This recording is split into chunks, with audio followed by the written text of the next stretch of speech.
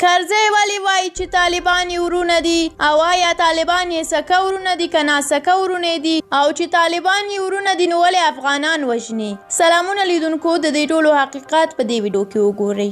د هیواد پخواني ولسمشر د چین له ځانګړي استازي سره په لیدنه کې ویلي دي چې طالبان د افغانستان اوسیدونکي او د افغانانو ورونه دي. د هیواد پخواني ولسمشر حامد کرزي نن د افغانستان لپاره د چین له ځانګړي استازي لیو جیان سره ګډه ناسته وکړه. په دې ناسته کې پخواني ولسمشر حامد کرزي او د افغانستان لپاره د چین ځانګړي استازي د افغان سولې پروسې پر وروستیو پرمختګونو د خبرو ترڅنګ سوله د افغانانو لپاره یو مهم او حیاتي ارمان وباله. نوموړي په دې لیدنه کې وویل چې طالبان د افغانستان اوسیدونکي او زموږ ورونه دي او هیله یې وښوده چې ډیر ژر بین الافغاني مذاکرات یوې نتیجې ته ورسیږي ترڅو خلک په یو امن او د ورورولۍ فضا کې ژوند وکړي. کرزي د افغان سولې پروسه کې د چین په رغنده رول لوبولو ټینګار وکړ او له چین څخه یې په دې برخه کې د همکارۍ غوښتنه وکړه. د یادونې وړ ده چې ولسمشر غني هم نن د افغانستان لپاره د چین له ځانګړي استازي سره په لیدنه کې ویلي دي چې چین د افغان سولې پروسه کې ځانګړی رول لري